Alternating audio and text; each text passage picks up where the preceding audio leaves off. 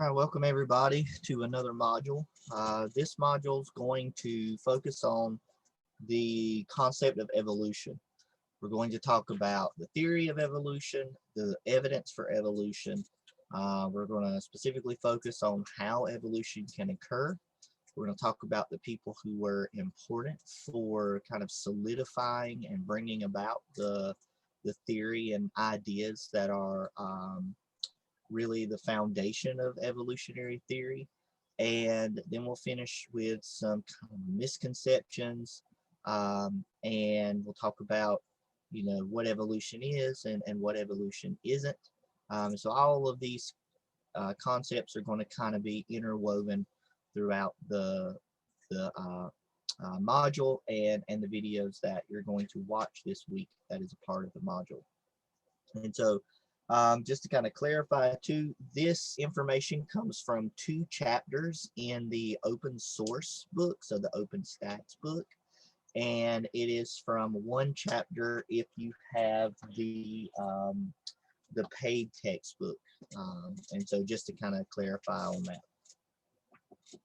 All right, so let's get started. So in order for us to get an understanding of the diversity of life, and the basis of evolution and how evolution leads to the diversity of life, we need to really get an understanding of where the theory of evolution comes from and how we actually classify life. And because we use that classification and the relationships between organisms to really understand and drive evolutionary theory. And so for the diversity of life, humans have named and classified organisms and living things and put them in the categories, which can help us organize them, but also allow us to kind of categorize them in ways so we can gain a better understanding and better knowledge of them, and also understand their relationships in terms of relatedness and ancestry and those types of ideas. And the branch of biology where the focus of that branch is naming and identifying and classifying species is called taxonomy. Okay? And taxonomy is based off of the Linnaean system. Okay? And so the Linnaean system is where you name species based off of this hierarchical classification, and these smaller groupings of species and genera and family are all nested within one another until you get up to the larger all-encompassing groupings, which are known as the domains. And Linnaeus, he was a scientist, a researcher. He introduced the system for naming species, so he really kind of brought about this study and field of taxonomy. And in the Linnaean system, each individual that is part of a species is given a binomial name. And this binomial name is a 2-part Latinized name. The first part of the binomial name is the genus part. And the genus is a group of closely related species. So you can think of the canids or the felids, so your cats and your dog species. So like your wolves, your coyotes, your foxes, all of those are within the canid genus, or family. Sorry, not genus, they're in the Canis family. But then whenever you look at the genera, you have the Canis lupus. And so my brain is gone today. Canis is your genus. You have Canis lupus, for example, which is a wolf. And so the genus portion, which is Canis, is the first part of the binomial name. The second part of the binomial name allows us to separate species and to distinguish between those species. And so, for example, you have a dog, which is classified as Canis familiarius, and a wolf, which is Canis lupus. So they are from the same genera, which is Canis, and then the different species are determined by that second portion of the name, which is the species name. And then one thing you also want to remember with this binomial name is that the binomial name is always italicized, and the genus name is always capitalized, and the species name is always lowercase. Okay, and so that's that naming convention is always written in that same way. So genus then species, both are italicized, or if you're writing it by hand, you can underline it to represent it's supposed to be italicized.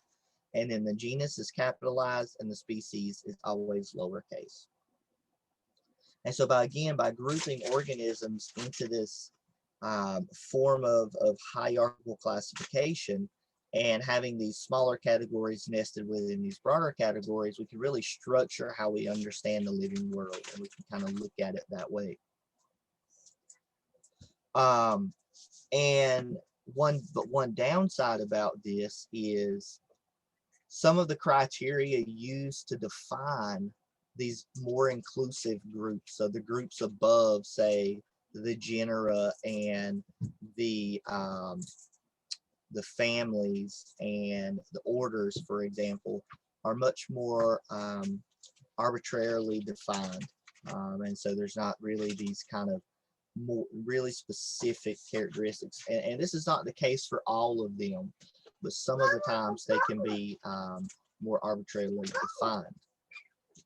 And so based off of the definitions that we just described for species and genera and the binomial name, based off of that naming convention, which pair of animals is more closely related to one another? Which do you think is more closely related to one another? Is it Ursus americanus and Ursus maritimus, or is it Ursus americanus and Bufo americanus? So of these two pairs of species, which ones do you think is more closely related to one another? So pause the video, take a minute, and try to see what you think about this. Try to figure it out based off of that definition we just stated. Okay, so let's see what you come up with. All right, so remember, these are inclusive groups that we're talking about. So the higher groupings will include the lower groupings. They're nested. So remember, we said the genus includes closely related species. So the first name is the genera name, the genus name. The second name is the species name. So here we have Ursus americanus and Ursus maritimus. So Ursus, Ursus. The second one we have Ursus and Bufo, but the species names are the same, Americanus and Americanus. And so remember, we said the genera or the species is nested within the genus. So if the genus names are the same, and that means they're closely related species. So the Ursus ursus is the two closely related species. So Ursus americanus is actually a black bear, and Ursus maritimus is a polar bear. And so they are closely related species. They are part of the same genera. Whereas Ursus americanus again is a black bear, and Bufo americanus is the American toad. So Bufo is a genera found within toad. So it's a specific species of toad. And so even though they have the same species name, their genera names are different. So we know that they're not closely related species. Now, looking at the hierarchical classification of individuals, we have this specific hierarchy. Okay.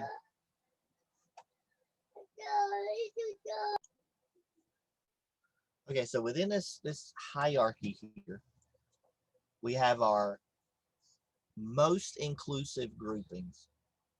Or I'm sorry, not our specific, more, I guess I should say more specific groupings. Okay, so least inclusive, they're only including um, one species, and that is the species level, right? So, for example, this panther, right, Panthera pardus, I believe it's a panther, maybe it's a leopard. I should know this.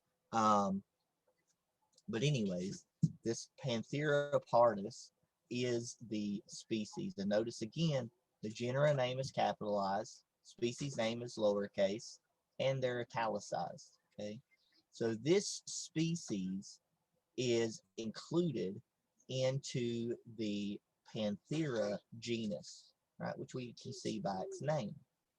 And then this genera of panthers, right, based cats, are included in the entire cat family, which is the felids, the Felidae. Okay, and then this family of organisms, which makes up the cats, is included in the order that makes up all of the carnivores, so cats and dogs, etc. Right, and then the order of carnivores is a one group of the entire mammal class, so Mammalia. Okay, and then you can find your mammal class in the phylum Chordata. So the phylum Chordata is made up of many different classes of organisms. And then the phylum Chordata is one of several phylum that is found in the kingdom Animalia. And then Animalia is found in the kingdom Eukarya, or I'm sorry, the domain Eukarya. And then there are two other domains, which are Archaea and Bacteria. Okay, so there are three total domains. So Bacteria, Eukarya, and Archaea. These are the most inclusive, right? So the domain includes all of these nested groups, right? So the domain Eukarya is made up of a few kingdoms. And then, for example, the kingdom Animalia is made up of several different phylum. And then say the phylum Chordata is made up of several different classes. The class Mammalia has several different orders. The order of carnivores contains the felids. The family felids contains the genus, several genera. So this genera Panthera contains this one species, which is Panthera pardus. And so as you go from domain down to the species level, you get more and more specific. You include fewer and fewer organisms. So you're not as inclusive at the species level as you are at the domain level. And one way you can remember this order, the little saying that I had always used coming up in grade school and in my undergraduate career, and that is this following saying: Dear King Philip came over for grape soda. Okay, so dear King Philip came over for grape soda. Dear is domain, king is kingdom, Philip is phylum, came is class, over is order, for is family, grape is genus, soda is species. So if you remember that, you'll always remember the order. Dear King Philip came over for grape soda. And always remember the species is one group of organisms, whereas as you go from species up to domain, you include many different organisms. So the domain Eukarya contains many different organisms. Same thing as bacteria and archaea. Okay, and these domains are made up of several different specific types of organisms, like bacteria and archaea are prokaryotic single-celled organisms. The domain Eukarya is mainly multicellular. There are some single-celled eukaryotes, but they're more complex. They have the eukaryotic cells, so like those animal and plant cells that we talked about in our cell chapter. And then, so all of the organisms that are in eukarya domain have that specific cell structure, right? Then you have your animal kingdom, you have your plant kingdom, you have your fungi kingdom, etc. Protus is another kingdom. And then you just continue on with your classification that way. Okay, and so that's it for this first video where we're really focusing on kind of the naming and taxonomy of organisms. Next, we'll get into discussing how the diversity of life can be explained and how Charles Darwin kind of came up with the theory of evolution. And we'll talk really about kind of the first beginnings of evolutionary theory and that development. All right, so we'll see you in the next video.